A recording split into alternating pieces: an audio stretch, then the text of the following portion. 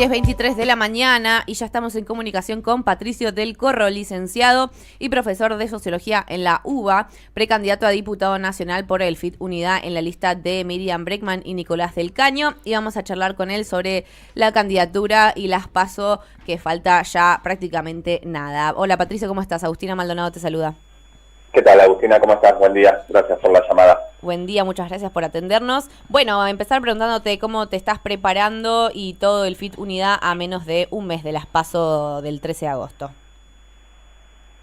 Siempre las campañas nuestras son muy militantes, ¿no? Porque, bueno, no tener la plata de los aportantes de las grandes empresas, ni obviamente del Estado, digamos, como se utiliza.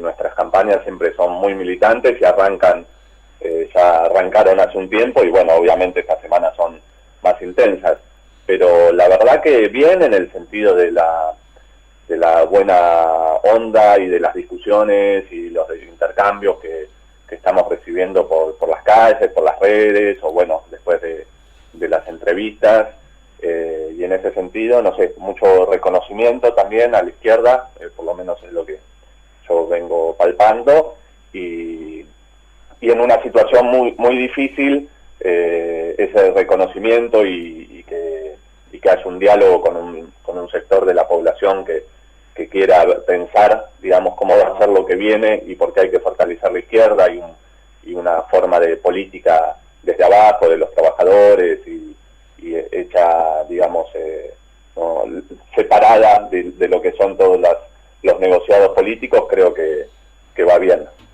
Y, digamos, ¿hubieron debates o conversaciones acerca de una lista de unidad dentro del FIT? ¿Por qué no se llegó a ese puerto dentro del FIT Unidad, no?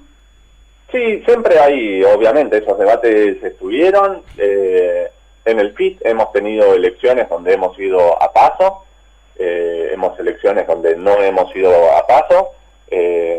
Este año, bueno, los compañeros del Partido Obrero y del MST decidieron ir a unas PASO, les parecía lo mejor, y bueno, no hay problema, estaremos todos juntos en octubre. Nosotros, yo soy parte de la lista que encabeza Miriam Bregman y Nico del Caño.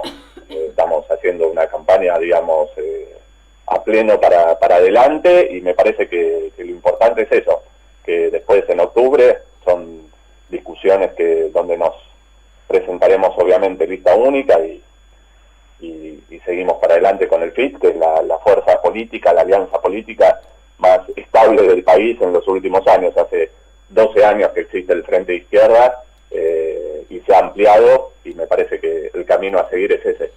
Y te quería ahora llevar un poco hacia una lectura de lo que está sucediendo en la ciudad de Buenos Aires, sobre todo porque se declaró incompetente la causa por la candidatura a jefe de gobierno de la ciudad de Buenos Aires de Jorge Macri, y el Tribunal Superior de Justicia porteño habilitó su candidatura justamente, pero Martín Lustó, dentro de su propia interna, insiste con que el fallo no dice que Jorge Macri reúne las condiciones para competir. No solo si coincidís con esta declaración de Lustó, sino que ¿qué podría significar eso para este cambio de paradigma de tal vez un candidato que no parece ser del todo competitivo, que todo puede pasar todavía con respecto a Jorge Macri, que si bien, aunque Lustó termine ganando esa carrera, que de nuevo no lo sabemos, sería como un fin de ciclo para el PRO en la ciudad? Pero bueno, ¿te parece que inclusive podría llegar a desestimarse un poco entre la gente, entre el votante, una candidatura o sea, Jorge Macri como eventual jefe de gobierno? No sé, porque la verdad que lo que pasa en interna del PRO,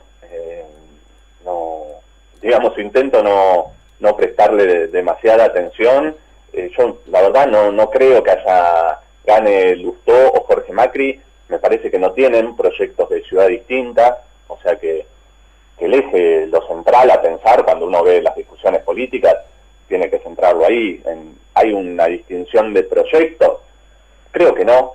Creo que todas esas se tiran todo tipo de internas, obviamente con misilazos de todo tipo y color, pero que la clave nuestra, por lo menos, es pensar en la campaña que queremos hacer, pensar ideas que queremos hacer llegar a más gente, en cómo organizarnos, porque, a ver, Lustó viene siendo parte de este gobierno desde hace muchísimo, de la ciudad de Buenos Aires. Las leyes más perjudiciales, los presupuestos, los recortes, todo eso él lo ha acompañado, y Jorge Macri, como se dice, es Macri, entonces no veo que haya, más allá de una pelea entre ellos por quién se queda con el manejo de la ciudad de Buenos Aires como proyecto político, no veo prácticamente ninguna diferencia. Sí, son 20 años de Juntos por el Cambio en la ciudad, lo que quiere decir que, bueno, en algún punto marca algún amperímetro lo que puede llegar a suceder con ese espacio, pero sí hay una lectura que, bueno, por lo menos acá compartimos, que hay un gran descontento de la gente con la política en general. Obviamente, después de tantos años de estar en crisis, es muy natural que así suceda, pero sí algo que se puede destacar, que vemos que sucede, es que todo ese descontento está siendo contenido o está migrando cada vez más hacia la derecha. ¿Por qué crees que este descontento de repente está contenido por ese espacio y no por la izquierda como suele suceder en otros tiempos, ¿no? Yo no tengo tanto esa impresión, me parece que eso que tiene varias vueltas. Creo que en primer lugar, si uno ve las elecciones provinciales, digamos, Milei no ha captado ese voto bronca. Creo que lo más problemático que puede haber también es que haya mucha gente que decida no participar de las elecciones, o por lo menos no participar positivamente, que eso sí se ha visto mucho. Eso sí creo que es un desafío para nosotros, en el sentido de llegar a la gente y decir, mira, si vos tenés bronca con todos los que gobernaron y nos llegaron hasta acá, la salida es apostar a una fuerza de trabajadores que viene laburando, que viene creciendo, que viene planteando proyectos clave para lo que es, por ejemplo, el trabajo, la salud, la educación, los recursos, o los llamados recursos naturales, los bienes comunes, y que esa bronca se canalice de una manera activa y no en un descontento que sea no ir a votar. Si vemos, por ejemplo, a Milei se lo han intentado emparentar mucho a eso, y puede captar una parte de un voto por andar insultando al aire y diciendo que va a destruir cosas. Pero si después vemos, por ejemplo, no sé, de las elecciones anticipadas, la izquierda hizo una elección récord en Jujuy, que después se empalmó con un proceso de movilización donde los constituyentes de la izquierda tuvieron mucho peso. Y ahí no se dice, bueno, la bronca la canaliza la izquierda, o por lo menos la bronca está canalizada contra la derecha. Si hubiera habido un proceso de movilización como el de Jujuy, y Milei hubiera hecho una elección como la de Jujuy, creo que todos estarían diciendo la derecha avanza, está todo derechizado. Entonces, me parece que ahí hay un interés muy concreto, sobre todo de sectores de los dueños del país, que son también los dueños de los grandes medios, en decir, toda la agenda está corrida a derecha. Ahora, cuando uno ve, por ejemplo, esto en Jujuy, que quieren avanzar contra los derechos, el pueblo sale a la calle. Entonces, lo corrido a derecha es la agenda mediática y los partidos tradicionales, o la gente. Yo veo que ahí hay una diferencia, que por abajo el corrimiento a derecha no es el que muchas veces se transmite, sobre todo en los grandes medios. Sí, también hay que decir que en esa misma elección al propio partido de Morales y a quienes realizan la reforma de la Constitución también les fue muy bien. Sí, sacaron un 49,52% de los votos. Y la gente que se estaba movilizando en la calle, en muchos casos decía, yo la verdad que voté por esto, claro, y ahora me siento engañado o engañada. Y es cierto que digamos que los congresales, que las distintas participaciones de la izquierda tuvieron relevancia mediática en algún punto. Sin embargo, me parece que desconocer el avance de las derechas y de los discursos que en general se están tirando a las derechas, digo, miremos las presidenciales, es casi una discusión de quién se tira más a la derecha. Bueno, la gente está un poco, y la discusión está un poco atravesada por eso y no tanto por, las opciones de izquierda. Sí, tal vez, perdón, y agrego esto, tal vez no es el propio Milei el que termina conteniendo eso a lo largo del tiempo, pero sí los discursos de mano dura del PRO. Claro. Sí, mira, yo comparto lo que decían al principio, ¿no? Esto de la gente votó a Morales, es verdad, Morales hizo una buena elección, pero cuando quiso avanzar en concreto, se chocó con un paro general, con los docentes en las calles, con las comunidades de los pueblos originarios en las calles. Entonces, ahí se mostró lo que yo intento decir, que hay una cosa que es la agenda que quieren instalar los grandes partidos tradicionales más a la derecha. Hay otra cosa que es lo que la población está dispuesta a aceptar, obviamente, con contradicciones, porque está esa contradicción. Morales ganó y esa misma gente después salió a decir, no queremos este plan tuyo de gobierno. Entonces, ahí me parece que hay una diferencia. Yo no niego que haya un avance discursivo en instalar esas ideas, pero hay política en eso. O sea, si uno quiere destacar siempre el crecimiento de Milei y, por ejemplo, y darle poca importancia, por ejemplo, uno prende, no sé, los canales La Nación Más, Clarín, etcétera, Jujuy no existe.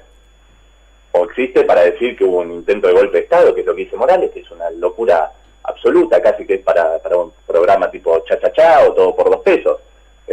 Entonces, ¿en dónde se hace el foco ahí? Es también una parte de una construcción de si se va fomentando esa agenda más de derecha o si realmente hay, un contrapeso a eso. Por lo menos esa es mi visión.